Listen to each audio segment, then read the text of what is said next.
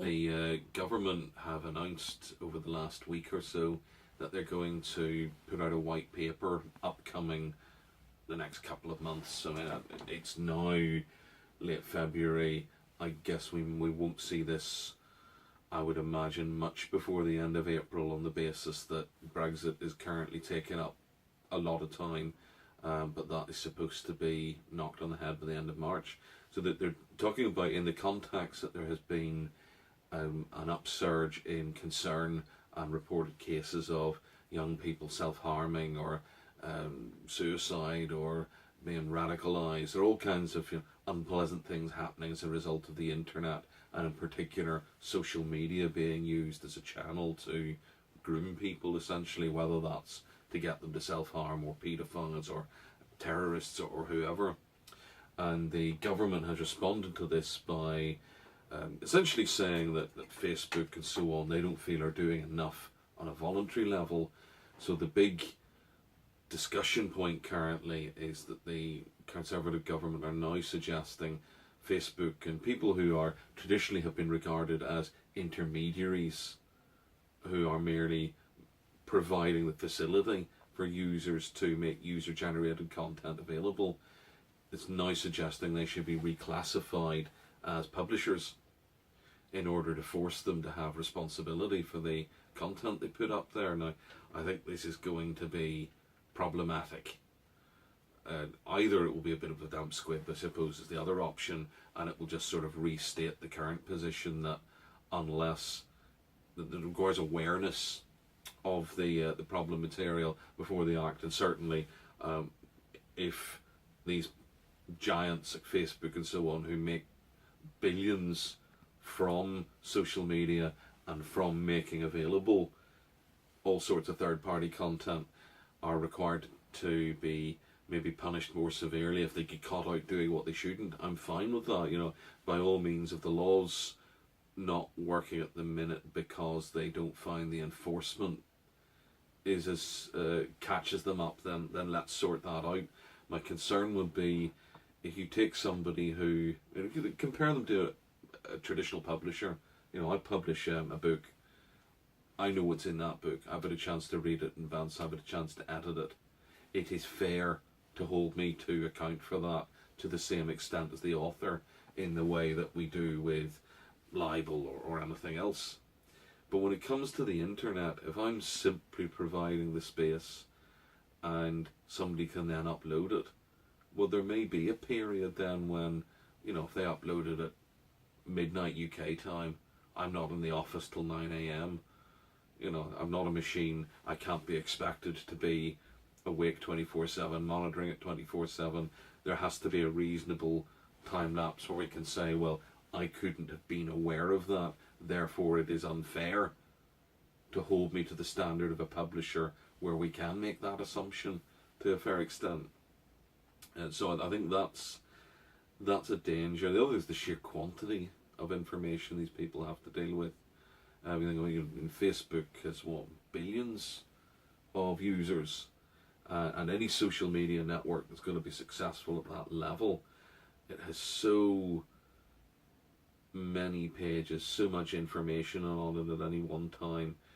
You're coming close to suggesting that telephone companies should monitor each and every phone call they make in case somebody uses the telephone call to arrange a bombing or whatever. It's I don't think it's thought through. I don't think it's realistic, and it's probably an example of one of these things where a bit of a social media panic happens, or a bit of a moral panic happens. There are demands in the tabloid press. Why is nothing being done? Something must be done. And so you get a government move. Sometimes they get caught up in it. Sometimes it's a much more cynical thing of, we need to be seen to be doing something, whether or not, sometimes there isn't much you can do.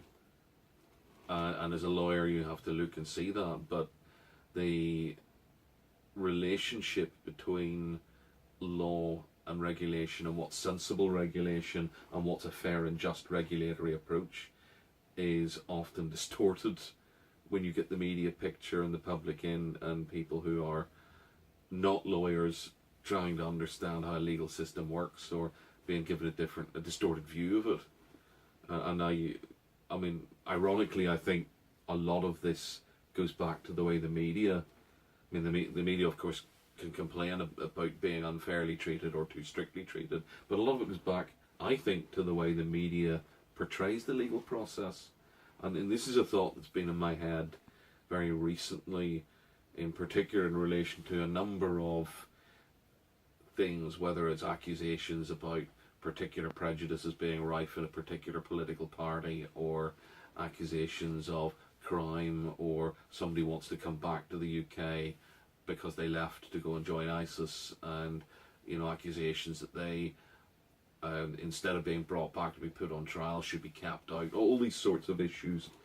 And I think part of the way people who are not lawyers view the legal system, which can be problematic, is we all grew up with these police procedurals, with detective shows, where the end of the justice process in those is you're nicked, you've caught the bad man who done the bad thing, and that's the end. Where of course in the real world they're still innocent until proven guilty. We've got to go through the trial process.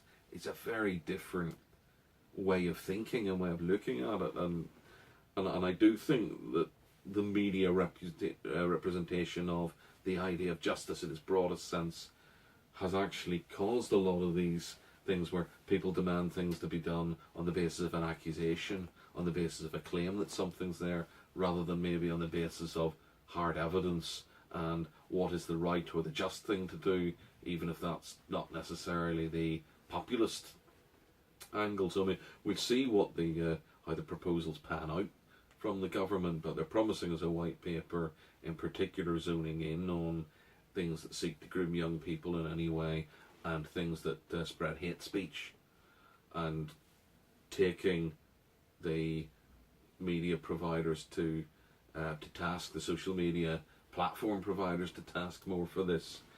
As I say, if they reclassify them as a publisher and treat them in the way primary publishers are currently treated, that will be extremely problematic for that sector, and I think we would see very quickly a rapid decline in social media. Certainly we might see a lot of social media sites like Facebook or whatever simply saying, we're going to dump the UK, we don't need this headache. So we'll see what happens there. The difficulty, well, one of the other issues I think with this that's cropping up, which is maybe one of the more positive sides of the early outlines of these proposals, is a suggestion that the social media providers need to take more care in relation to who's allowed to be on social media. And there's something interesting there. There are different ways of addressing this the world over. In China, for example, you're regarded as a child until you're 18, and their rules on social media, I think, keep under 18s off a lot of it, unless they have clearly documented parental or a loco parentis permission for that, and that's dealt with.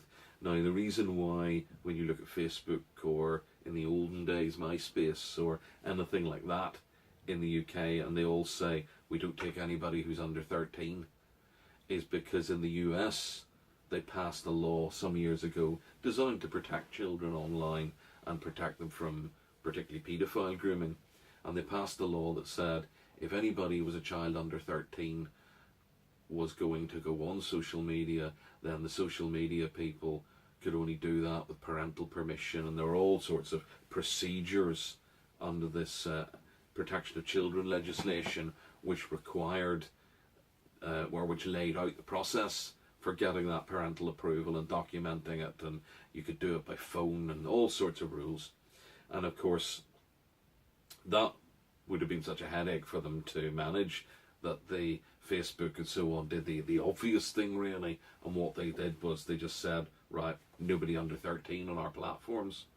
Of course, it's not hard to register an account on Facebook.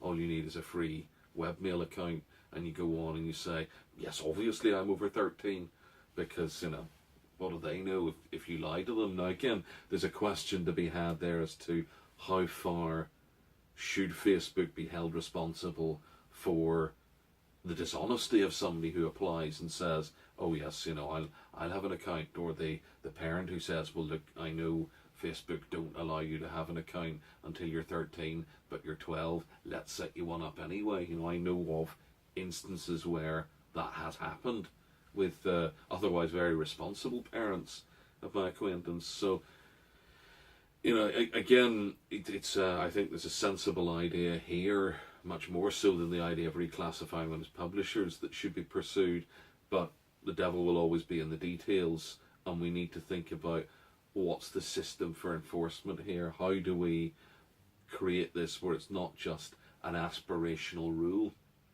And overall, I think one of the dangers here is if the government begin to treat the like of Facebook as an enemy.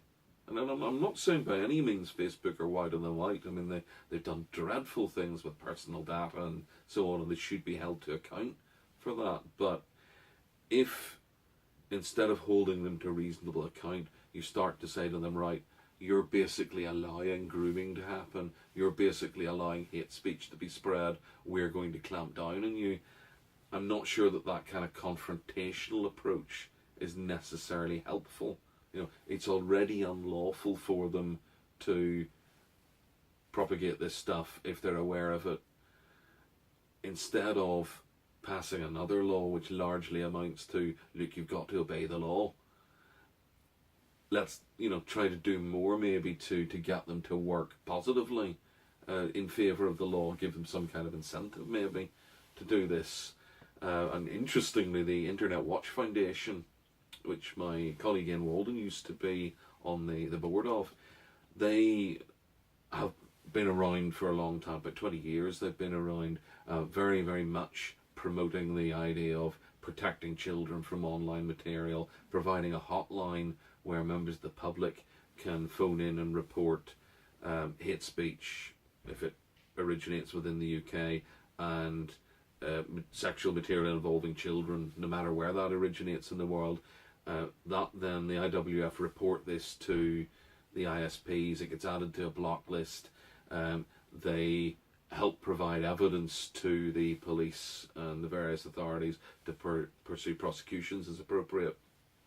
So that what the IWF are providing is a very workable model there. Maybe we need something like that, or them indeed, to work more in tandem with social media, and as the IWF have pointed out, simply holding the social media providers to a higher unrealistic standard of saying you will be responsible if this is on your servers is not realistic, and it's not encouraging of a sector that is innovative, and we want to be innovative, but if we start putting too many barriers there, so that becomes discouraging for them. So I think we need to find a reasonable line between the two, and we'll see what the government proposes in the white paper. And if nothing else, even if I currently think the government are being unrealistic about this, it's a good debate maybe to have, to revisit this, to revisit the idea of what are social media players and where do they fit in. The passive provider purely of hosting has evolved a lot. There's much more involvement and engagement, so maybe we need to sort of think about another category of service provider based on how much involvement they have directly with the material.